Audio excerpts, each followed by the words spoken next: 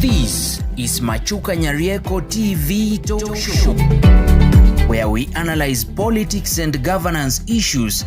We focus on national, local, and international news. We examine the political way of our people, social and economic. Nyarieko TV Talk Show, the house of ideas. Hello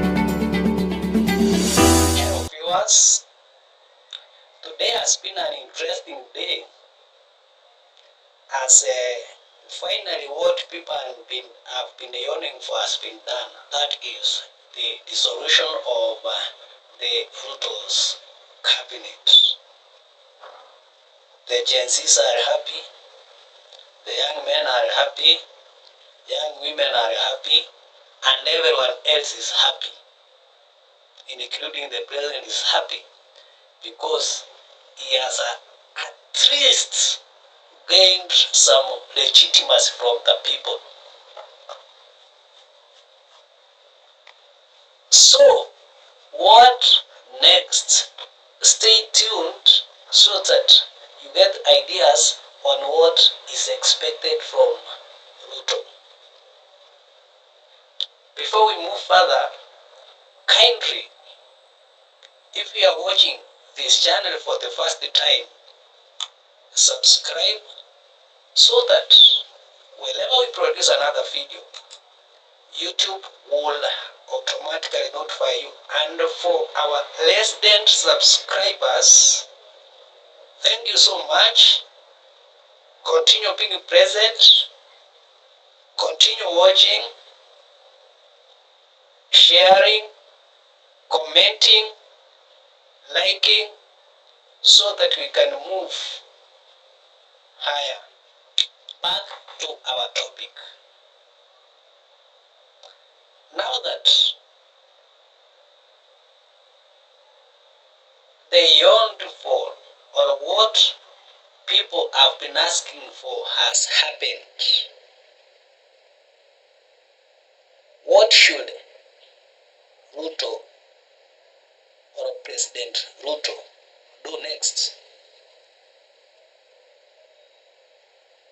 Should he retain some of his cabinet secretaries? Should he reduce his cabinet? Should he bring former cabinet secretaries who have been seen to have performed? What is your take? Kindly, if you have an idea on what it should be done,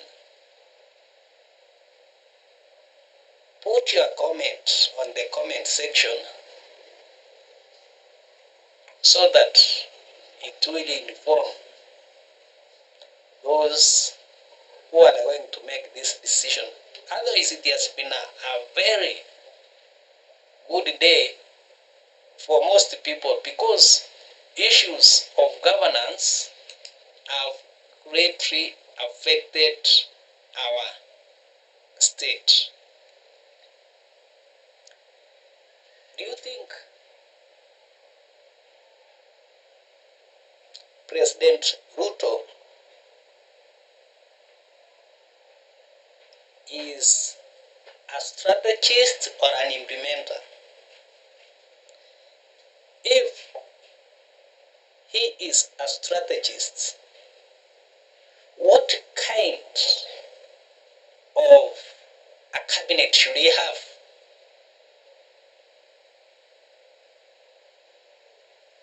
No, when you are a strategist, you should have implementers, because Ruto has been having good ideas. And actually the work of a president is to have ideas, and his people who assist him try to implement the ideas, not try to be strategist also. In other words, what I'm proposing is that the cabinet should be of implementers. That's why the Gen Zs don't want anything to do with dialogue, because we have everything at hand. We have good policies. What we lack are implementers. So, and thinkers, what Ruto should look for is one is ability to perform. In this case, I will not care whether a person is 18 years or a person is 118 years. What we want or what the Gen Zs need is performance, action. Action comes from an individual, a person who understands. No, one of the problems that we have faced with the outgoing cabinet secretaries is failure to advise, failure to listen, and a failure to take action.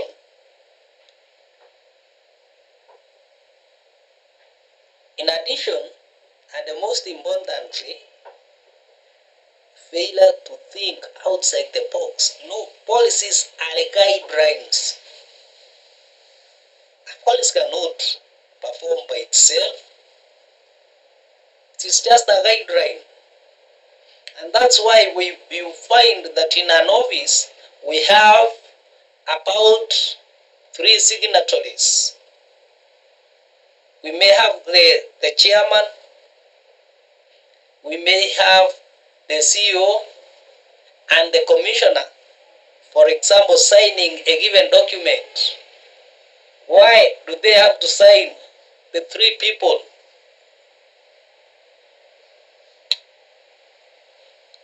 That is to endorse the decisions that have been made. So, policies are simply guidelines.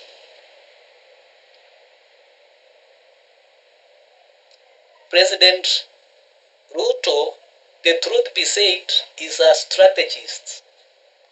He cannot be able to implement. So he has to look for people who can quickly think and implement the thoughts, the manifesto of the president. But for now, it was to be better if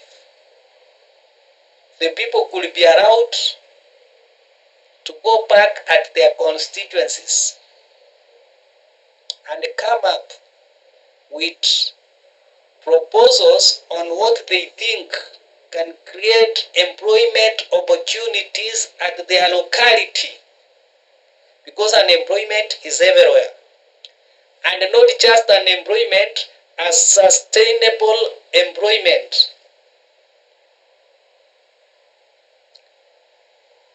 And from there, then we draw up a national plan.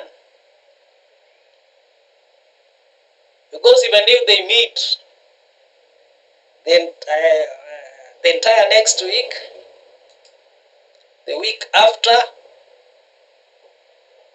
and 7 other weeks, the issue that is at hand cannot be solved. But concerning other issues like corruption, that one should not bother the president. His work is to provide sufficient funds to respective institutions, provide sufficient funds to anti-corruption, provide sufficient funds for employment to the judiciary, provide sufficient funds to the police and the intelligence, and hide in your office. Just shout, because those are independent bodies. You have the right to question like any other person if they are not performing their duties. Just as Gachagua has been screaming of intelligence, it is good because they are different institutions. They can misbehave, they can do their work carelessly, but the people will finally come to you. They don't know them. People, Kenyan people, know the president. That's why they have been asking you to do away with your branches. If the branches have got ticks, have been rotten, animals, do away with them. They will destroy you. So the people of Kenya will want to see institutions working and corruption body working, because now they are telling you that move further. Usually the Gen Zs are happy, but what now they are saying that move further and have more than 50 people jailed.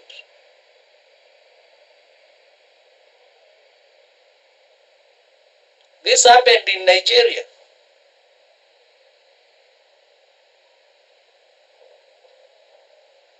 This happened or has happened elsewhere. Kenya will not be the first one to deal with corruption.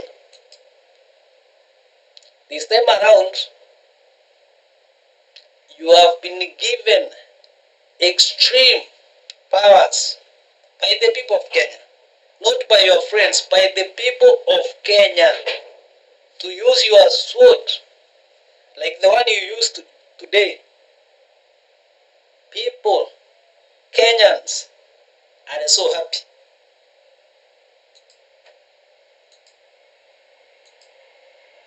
Turn the sword everywhere, so that Kenya can be greener. Most of us believe even today that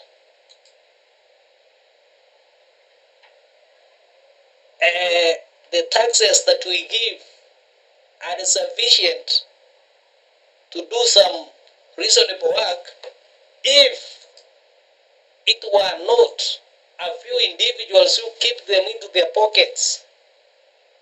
Imagine a person collecting, or a tax collector collecting 200 shillings at Kangema or Kangemi.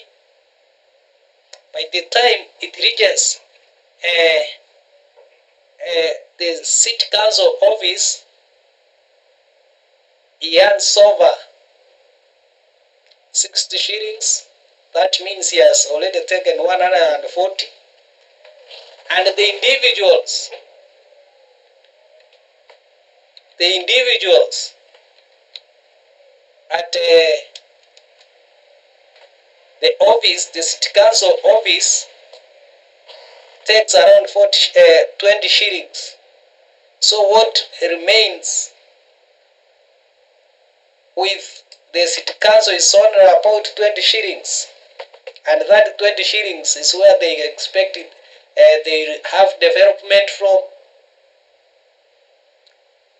pay workers, and many other activities. So corruption is the main issue. It's not the element. Therefore, if it were good, now look at implementers. Individuals who can implement, fund the institutions that can fight corruption, and everything will be okay. Thank you for watching, and continue watching and subscribing. Thank you so much.